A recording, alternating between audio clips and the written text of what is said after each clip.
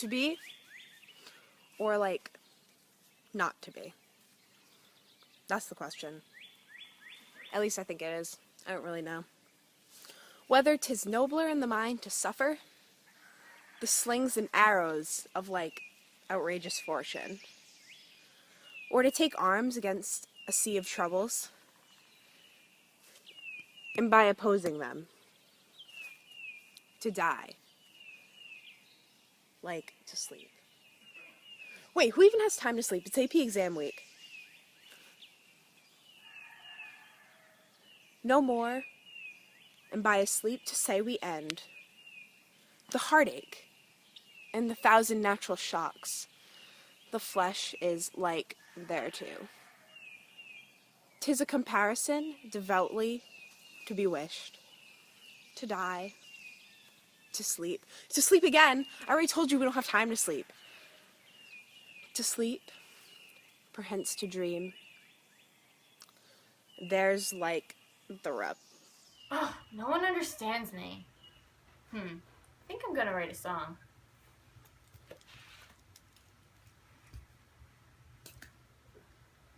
To live like this, or to be better off dead. Is it better to put up with this life and all this bad luck? Or is it better to just end it right now? I've heard dying is like the greatest nap ever. And all the pain I have from being misunderstood, thanks Mom, and my uncle who's not really my dad, it'll finally end. I mean, the purpose of living is dying, right? To nap and dream forever. But like, no one knows what life is like on the other side, bro. Like, after life is all done, it's done. Dude, that's actually pretty scary. That's why we live for so long. Nope. To be alive or dead, man, that's the heavy question. Should we just go with the flow and deal with what the man throws our way? Or should we give in to the bad vibes and just end our life on this great earth? Being dead, it's like we're just taking a snooze. That's all it is. You just sleep forever and ever, man. Maybe in that eternal slumber, we might even have some groovy dreams. But that's the thing. You don't know what kind of dreams they'll be. It could be like a bad trip, man. All the noise of your life just swirling around, that's something to be bummed out about, you know? It's that scary idea that stops us from fleeing life when we want to and dealing with the bad vibes a little bit longer. To be or not to be, that is the question. Whether 'tis nobler in the mind to suffer the slings and arrows of outrageous fortune, or to take arms against a sea of troubles, and by opposing end them, to die, to sleep,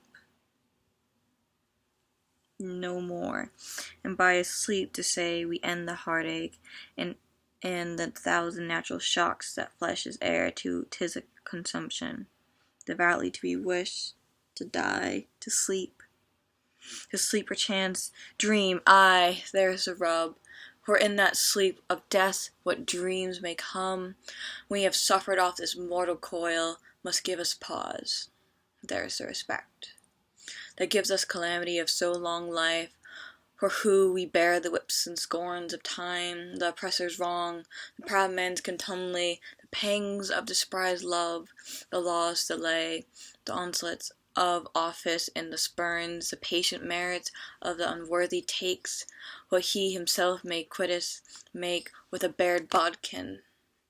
Who would fardels bear to grunt and sweat under a weary life, but that the dread of something after death, the undiscovered country from whose bourne no traveller returns, puzzles the will, and makes us rather bear those ills of we have that fly to others that we know not of.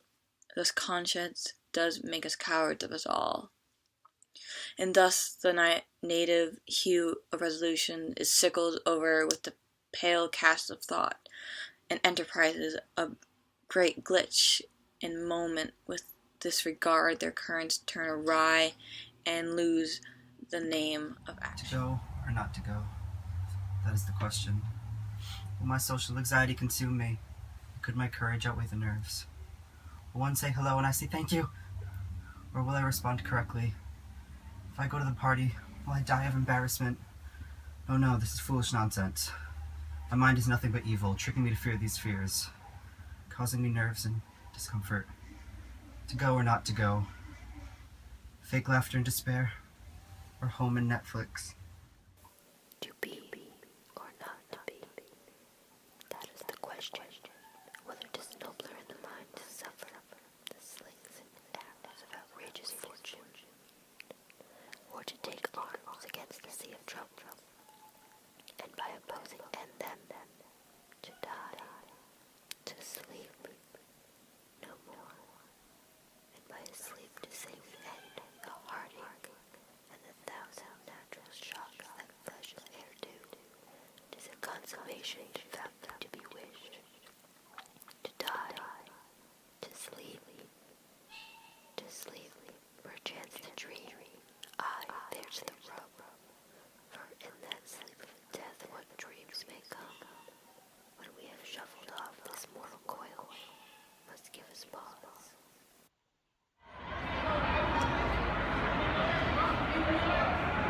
To be or not to be? That's the question.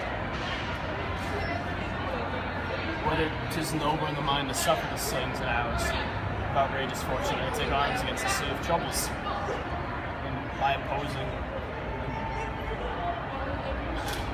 die, to sleep.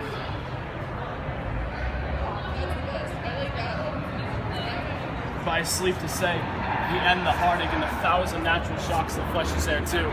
'Tis a consummation, devoutly to be wished to die. To sleep.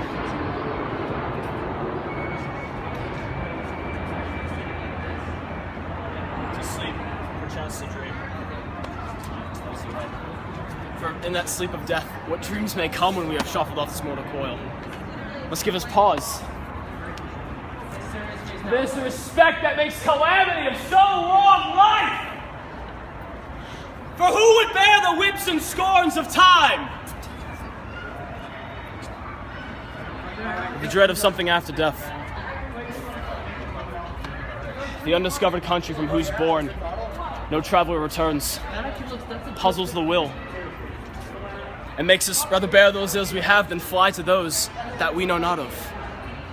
And thus conscience does make cowards of us all, and the native hue of resolution is sicklied o'er with the pale cast of thought.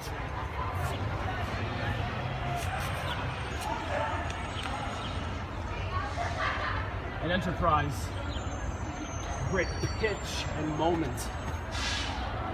With these regards, their currents turn awry and lose the name of action.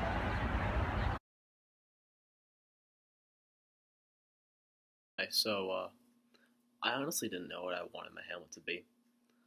I had seen many different versions of the soliloquy and all the different styles of delivery, and when I did my version, I literally just did what I think I would have done in the situation.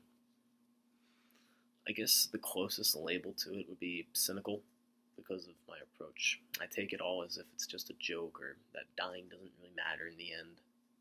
Like, it's just sort of this preposterous, ridiculous thing, and it's just pointless.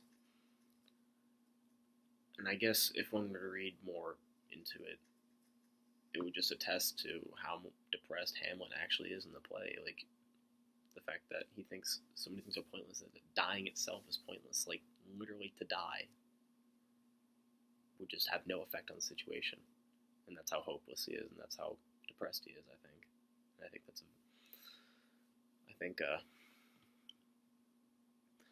that's a very good, or that can be a good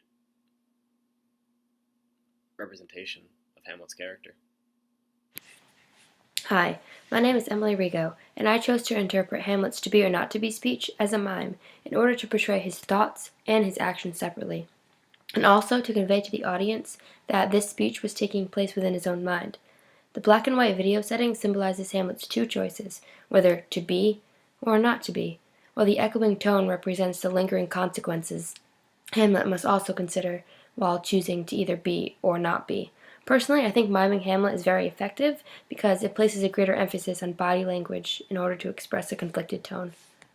Hello, my name is Tyler Tripp, and I portrayed social anxiety Hamlet. I enhanced the characterization of Hamlet by taking the confusion, nerves, and self-doubt of Hamlet's to be or not to be monologue and making it relatable to modern-day citizens. My nervous tone expressed confusion and fright, which many modern-day people can relate to.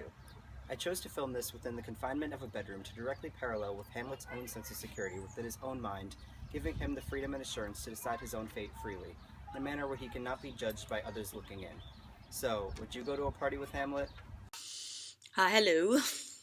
I portrayed Hamlet as being stereotypical emo / goth because in his to be or not to be speech, he's contemplating suicide, and suicide goes under the whole stereotypical genre of goth and emo. So I dressed in black clothes, put on a tattoo choker necklace, and did my makeup really dark because that's a stereotypical dress of emo and goth people, and I did this to represent the dark side of Hamlet. Hello, my name is Ellie Guimond, and I portrayed the hippie version of Hamlet. I felt that this particular speech would come out much more powerful if it was from the perspective of someone who truly appreciates life on Earth. I tried to make my tone calm and philosophical.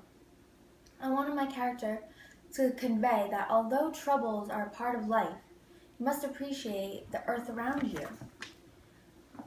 I made sure to use a scene that was very grassy and outdoors, just to emphasize just how crucial the earth is to life and to death. We live on the earth every day, and we are buried beneath it once we're dead. Hello, my name is Reagan Cleary, and I portrayed pop punk Hamlet. I chose pop punk Hamlet because he's incredibly misunderstood, much like pop punk youth today. I wanted to provide Hamlet with an outlet for his aggression safely through songwriting. The guitar represents Hamlet's need to have control over his life by playing the right notes. If Hamlet were alive today, what song would you hear him sing? Hi everyone, I'm Hannah Hoyle, and thank you for watching my take on Hamlet's To Be or Not to Be. In this video, I used the setting and modern day diction to show irony. The setting plays a role in my video because if you remember, it was very bright and cheery outside. The sun had just risen, and there were roosters crowing in the background, and the earth just seemed very alive. And I thought this was a good setting because it really contrasted the dark and depressing nature of that soliloquy, because he's talking about suicide the whole time. So I thought the idea of life really contrasted. The next thing I used was, I used modern day diction. I used it to contrast, again, the dark nature of Hamlet's soliloquy because it just kind of added a little spin on it, and I thought it really exemplified how dark that soliloquy actually was, because you saw teenager language and then to die or to sleep. Yeah, so thank you very much for watching and have a great day.